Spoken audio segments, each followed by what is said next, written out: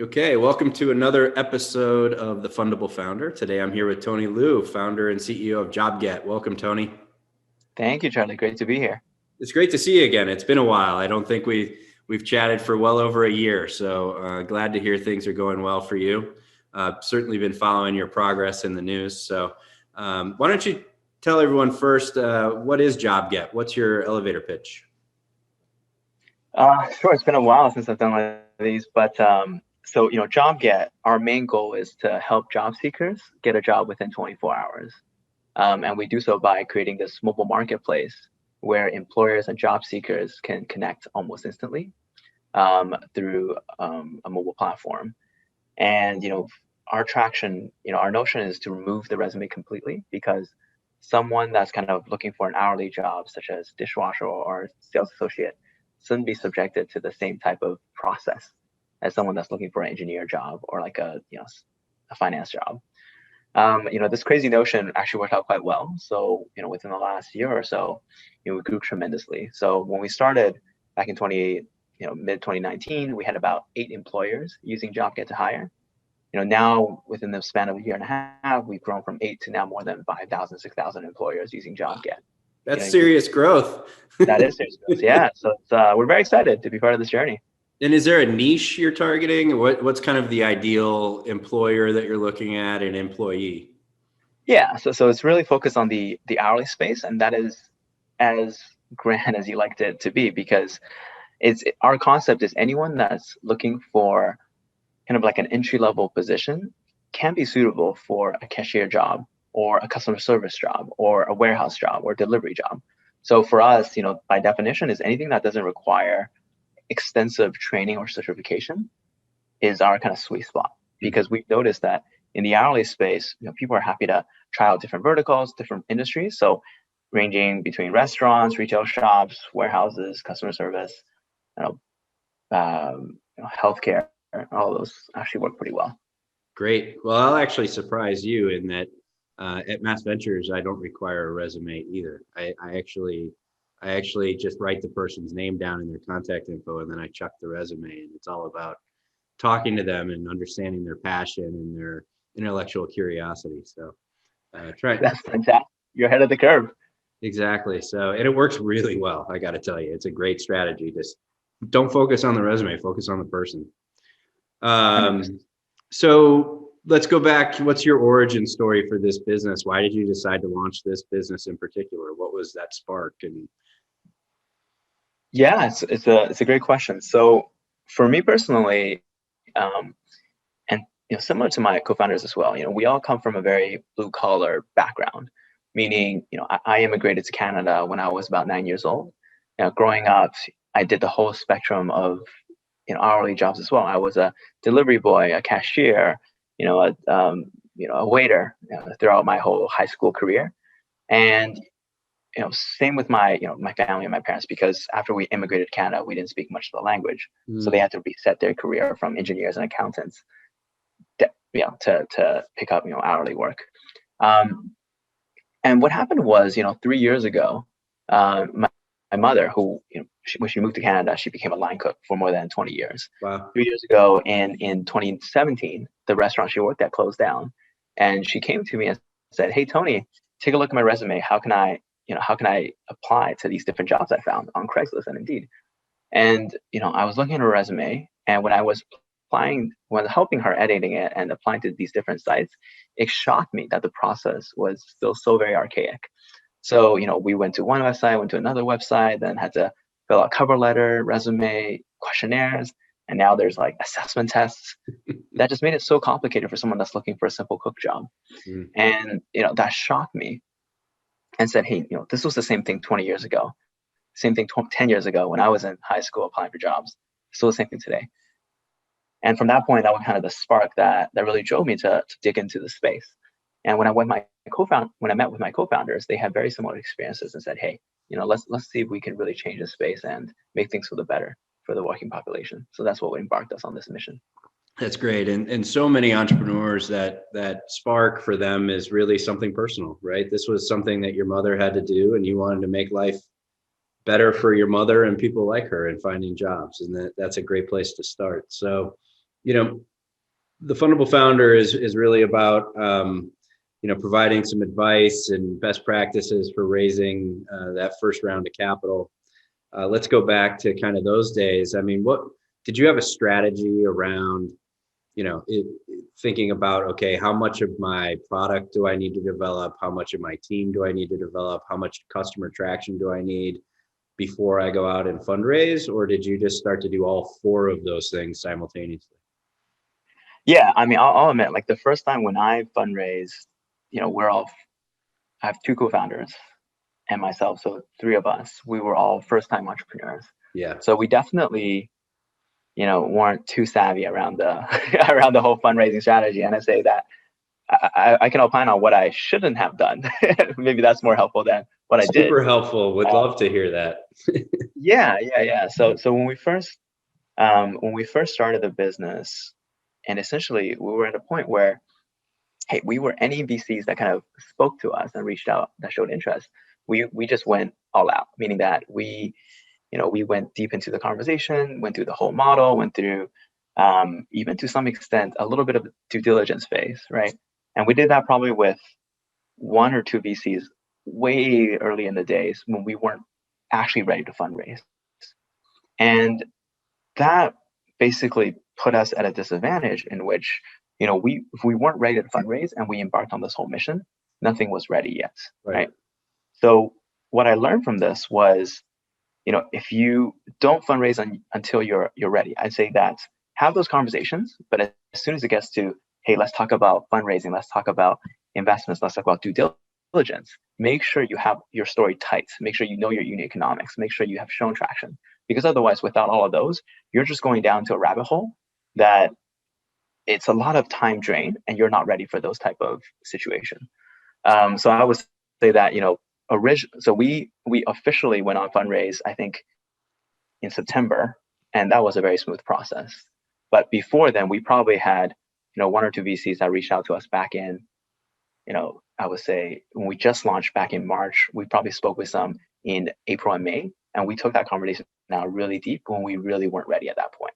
So the advice here really is to assess your situation, make sure you have the basic things in place, traction, economics, before you go too deep in those conversations. Otherwise, just say, hey guys, we're not ready to fundraise this yet.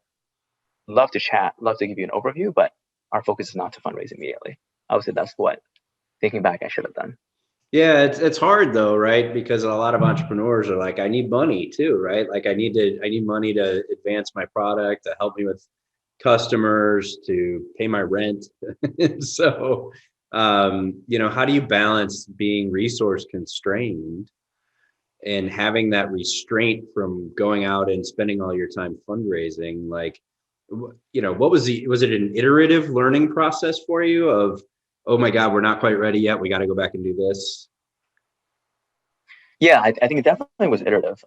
But I would say that in the current kind of day and age, especially if you have a consumer facing product like we did, like arguably in some of the other industries, you definitely need capital, right? Yeah. You without, like med tech and those kind of things. But for us, and for most like consumer facing platforms, you really don't need that much funding before you can prove traction or monetization. For us, we haven't even monetized yet, and we were going out to talking to VCs. I think similarly, right? And then the thing with that is you really set yourself up where you're not at a stage that's very compelling, and it's hard to pick that conversation back up at a later time. So I would say that it is definitely a balance, but I would say if you have, especially a consumer facing app, you want to be able to show at least some, you should be able to bootstrap it to show some traction. Like nowadays, it's so easy with, Google leads or Facebook ads. You should show at least a little bit of traction before you go all out to get to that stage. That's great. Because otherwise, the initial VCs you talk to, it's just, you come across as less, less fundable or less prepared than you could have been if you kept the process at a high level, but go out with a simultaneous process later on when you're more structured. And the other thing was, if you just keep engaging in conversation with VCs when you're not ready, it really takes away from what you're doing in the core business, which should be to for sure. For sure. Yeah, you got to focus on the core business as well. And during this time, did you leverage any accelerators or other programs while you were bootstrapping? Yeah, 100%. We were part of the 2019 cohort for MassChallenge, and Yep. are we allowed to kind of plug in MassChallenge here? Please. Yeah. I They're mean, incredible. that's where I met you, was through MassChallenge, That's I right. believe. That's right. Yeah, they're incredible. I would say that highly recommend whichever entrepreneur that's kind of embarking on a new business to participate in MassChallenge, especially now that everything's virtual. You can apply basically anywhere in the world to MassChallenge. I would say they were instrumental in kind of our initial success in the fundraising process, where because of them, we were able to establish legitimacy in terms of brand. Hey, we are now a MassChallenge company rather than random startup off the street, right? We connected us with a massive network. Met great folks like yourself, as well as our lead investor as well. That was also through MassChallenge. Oh, great. Met with fantastic mentors that came through the network. Met through other companies and participated in workshops that taught us how to go through the whole process. So I would say that. And the best thing about it is, they're incredibly supportive. They are founder aligned, and they don't take any equity.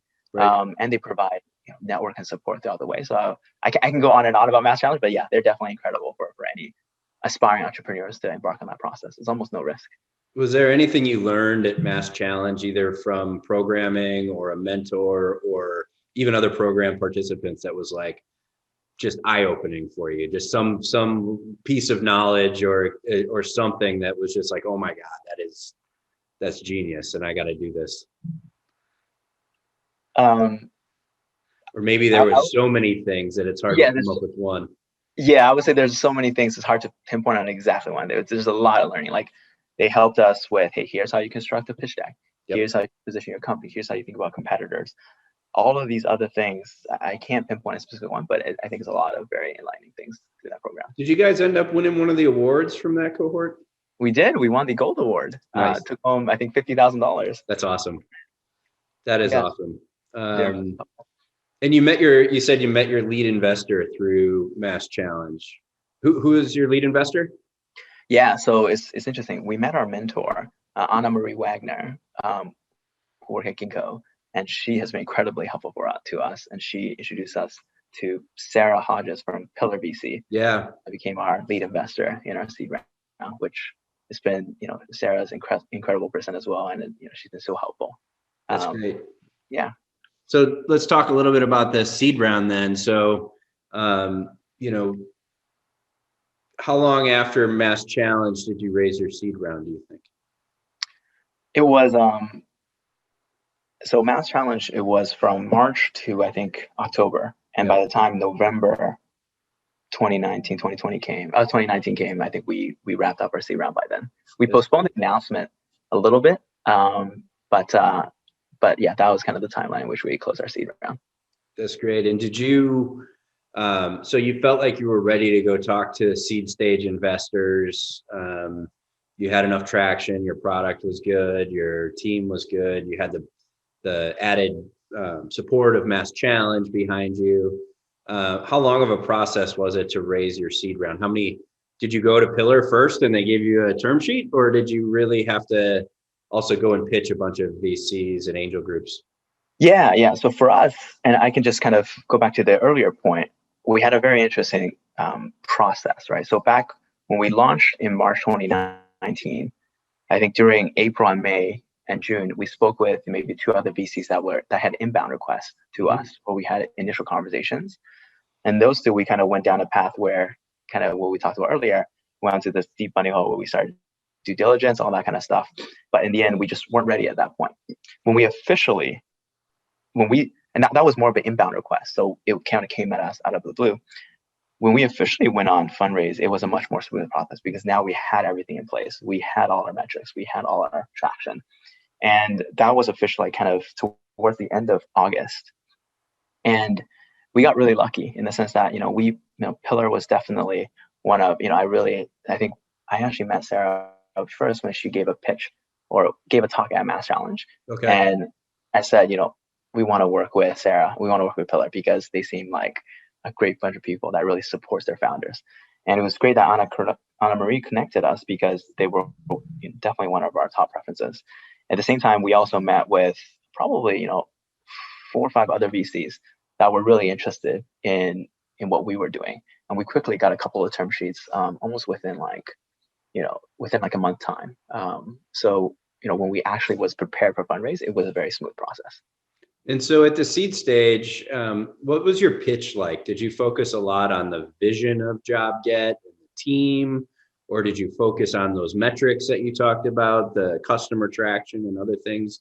What do you think it was that got Pillar really interested in JobGet?